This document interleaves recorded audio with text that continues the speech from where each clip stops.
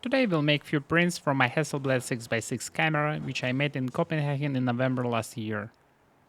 Let's get my darkroom ready, close the curtains and unpack the enlarger. Don't forget about the importance of the lab book, and let's open the negative storage on the desired page. As I mentioned before in the previous videos, I store negatives with the descriptions in chronological order. That makes the process of finding the right negatives easy enough and really convenient.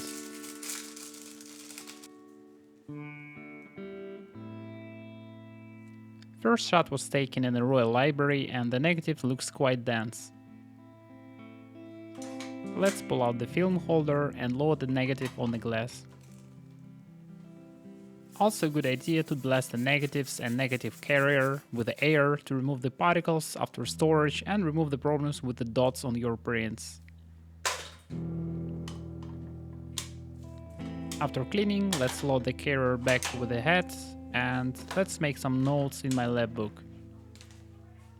I usually put the date and some notes about the picture and the initial settings. As a next step, I will turn on the pilot light on the enlarger and choose the right magnifications for the pictures and adjust the frame. Let's focus on the picture with a special tool and check the key point on the picture for the sharpness. Usually you can perfectly see the grain, but I'm not sure if I get a good focus on this picture. Sometimes it's really hard to guess if picture is good enough for print, so let's make a first test print and take a look what we have as a result. Don't forget to include the filters back after focusing, put the diffuser on the lens and put the sensitive hats from calibrator on the table. Next step, let's turn on the color calibrator and switch cyan channel first.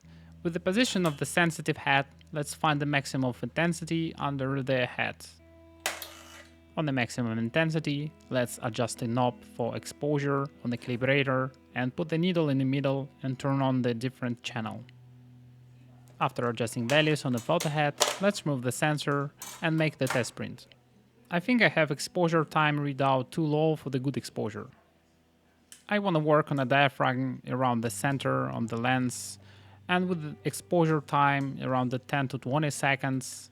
And this lens also can help to stop down without any clicks, so you can change this mode on the backside of the lens. With the pilot light turned on, let's readjust the settings on the photo head. Important point: cyan filter. Many people think you should put them to 0, but in general you can use them as a neutral density filter, so it's better to put them somewhere in the middle position like 60. Next step, let's put the sensitive head under the enlarger beam with the diffuser on, and with the movement of XY position of the photo head, we can find the maximum intensity and the middle of the projection what we have on the table. You need to work in the cyan channel because usually you don't change the cyan filter anymore, and it's kind of a neutral density, so it's your initial point for exposure. On the maximum intensity, you need to adjust exposure knob on the calibrator, and if it's too much light, you can reduce light with the aperture or with the adding cyan filter. If you're already in the range, let's adjust sensor once again and find the better position. After, we can adjust exposure knob again, and the needle should be in the middle position on the scale, and this process will give you good results if you was careful enough. Your first initial test print can be even like final print and you don't need to adjust it anymore. After we have found the maximum intensity and adjust it, we don't touch the sensor anymore. Next step, choose the magenta channel. You will hear the filter wheel rotating inside the sensor and the needle will rise to some position on the scale. With the rotation on the magenta dial, you can put the needle in the center of the scale. Switch to the yellow channel and repeat the operation with the yellow filter. As you can understand, it's better to work in the darkness because ambient light can affect your reading on the sensor, especially with the yellow and magenta channels. After calibration procedure, you have all correct settings on your photo head. So you can remove the sensor from the table and make a test print. Last value what you need is exposure, which you can find on the calibrator. This value you can easily transfer from your dial to the timer, and for me it's 13 seconds, and with my timer I always check if it's counting correctly.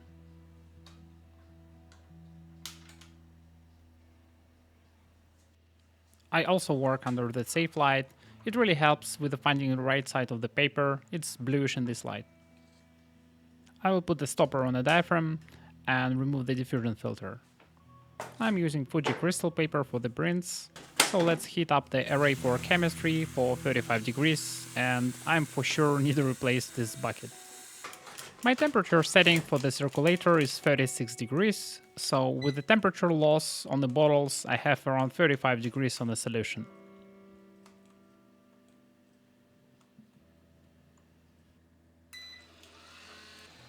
To check the temperature afterwards, I use external thermometer, but it's much better to use the digital one, for example for human body temperature measurement. I still have a fresh solution, so this only print number 6. First step in the development is a color developer for 45 seconds with a constant rotation in 2 directions. Because it's only 45 seconds, you can just rotate it by hand. All chemicals in this process are reusable, so you just put the color developer back in the bottle. I really hate this circulator because of the noise and the cheap constructions, but because Yobo itself have a cup inside, you don't need to rush, and development or fixing starts only when you start rotation. You can also wash the print inside the tank, but because I'm using the gloves, I can wash it and rinse faster just on the tap water. Don't forget to rinse the tank and cup and carefully, because if bleach gets in the developer, it can remove a lot of lifetime of your color developer, and you need to replace the solution faster. Print itself washing really fast, and you already can say if exposure looks good. To dry print you can mount it on the wall and just wait, but I prefer to use a hair dryer. It saves a lot of time in the darkroom and you can make a final decisions. Unfortunately, I don't see the sharp focus on the persons in the middle of the frame, and I think I make a mistake with the focusing and set it up close enough to infinity, and unfortunately even on the top part here I don't have any sharp focus. If you check closely, you can see the focus is behind the girls here, and it's pretty pity because I really like the light on this picture and the constructions itself, and it can be a good picture. I will save this test print anyway. Maybe I will scan it later, but for now I think we will move to the next prints. I put the settings on the back side just in case if I need to reprint it again, and at least I have a good starting point. To move the negative I just need to lift this holder plate and adjust the frame. You also can move it a little bit in the center of the frame and adjust it to make it even. Next step is usually focusing, but you just need to check if it's still in focus. Because this enlarger have a glass plates, and it's really good with the consistency and the focus, and usually it's the same spot and you don't need to change any settings on the head. So let's pop the filters back, set up the diaphragm and move the diffuser. And repeat the calibration procedure for the new print. Find a good point of the center and exposure on the cyan channel, and adjust the channels on the photo head. And we're ready to print the next test print on the next frame. So I lock the aperture again and remove the filter. And exposure knob on 14 seconds. So I transfer this number to the timer and check if it works. After first exposure, let's develop the paper and take a look on the results. It's always fun to see your exposures for the first time when you unload them from the drum. And before big prints, you always need to dry the tank. Even on the wet prints, you can see a lot of details and the micro contrast on the tree there. So let's quickly dry it and check if we have any adjustments after the test print. I really like the colors and the details on the print, and especially on the tree. If you check it in the magnification, it's really good contrast. I really like the depth of field for the tree there, and the bench is out of focus a bit. So let's write down the parameters, what I use for the first initial print, and let's proceed with the full size print. With the lights off and the safe lights on, let's make exposure. We will repeat development in the same solution and with the same temperature. Starting with the color developer for 45 seconds. After you flip the tank horizontally, you need to rotate in both directions. After fixing, let's open the tank and check the results of our endeavors. As I can see, I have no errors with the development and print looks really good. For final print, I usually wash it twice longer to remove all the residual chemicals. Let's put it on the wall and let's dry it off. While it's drying, you can see a significant change of exposure and colors. And this is our final print with the negative borders. In future, I need to buy the paper with the maximum size what I can print. Because details on this print is just insane. I always amazed by the size glass on my Hasselblad, and this is incredible how it renders the micro contrast and the volume on the picture, even on the semi-open apertures. I think we can squeeze the last frame for today because it's already late evening. So let's unload the negative from the carrier and let's put it back to the storage. Next film is also Portra 400. So you can expect the same rendering of colors and character of the film, but the rest of the films I was actually captured really bad lighting conditions, so I'm really curious how they turn out. So let's load the next frame and proceed with the printing. Let's remove the filters and open aperture. With the lights off, we can check what we work with. This is a street in Copenhagen with the old buildings. I can move the frame and adjust the easel to put it in the center of the picture. Let's check if it's still in focus. In principle, it should be the same and we don't need to adjust anything. At least the picture looks sharp, and if we rotate the focus knob, it's actually throw off the focus. So after focusing, let's calibrate on the picture again. As before, we're starting with the cyan channel. By looking on the needle and put it in a central position, we rotate the wheels for the filters on the photo head and adjust the corrections. Because I want to work on the f8 with the 10 seconds interval, I also adjust the cyan filter. So let's remove the calibrator and the transfer time to the timer. So you can work in the different styles. For example, you can always use the same time. And just change the light quantity with the diaphragm or the filters. So let's switch off the light and make a first test exposures. While I'm developing, I usually listen to musics or audiobooks, so it helps me with the focus and in the same time give me a lot of meditative joy. Let's open our test print and quickly wash it out. And after a quick rinse of the paper, we can go for the drying. After several minutes, we already have a final result of our work, so let's dry it off and check which corrections we need to make. First impression, the bricks on the road looks for me too cyan, so we can fix this problem first.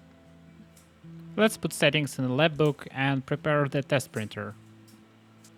For color testing, I really like this test printer because it makes the same window and you can easily compare the color results with the different color settings.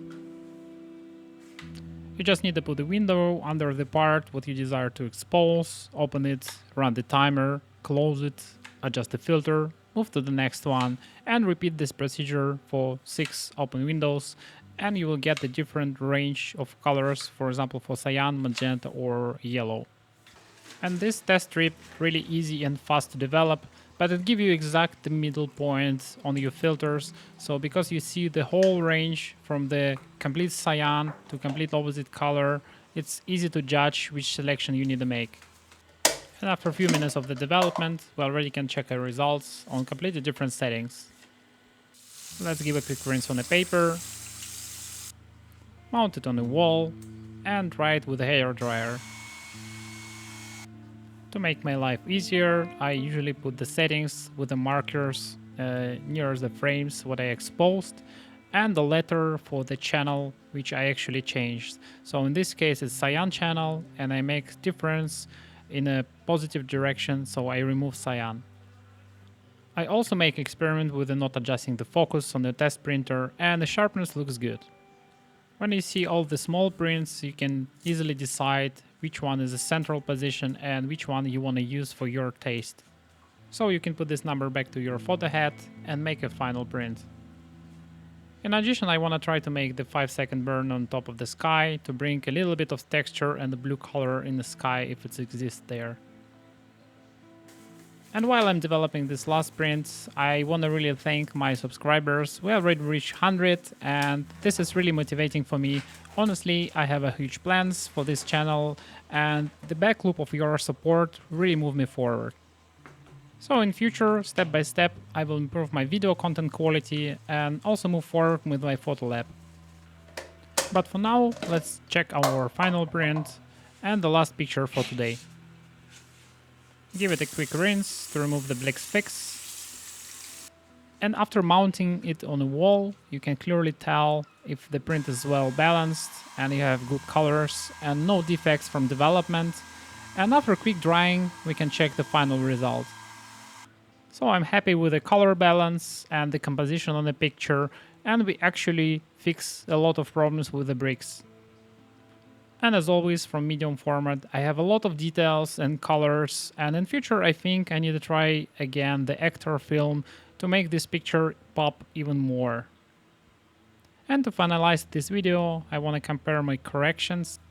As I said before, we have a cyan channel fixed. This remove a lot of cyan tint from the bricks here and give the more color balance to the picture. So for me it's really important to put all the settings in the lab book so you can recreate this print in future and at least you know your logic behind the prints and which steps you take and you can reference in all point of time.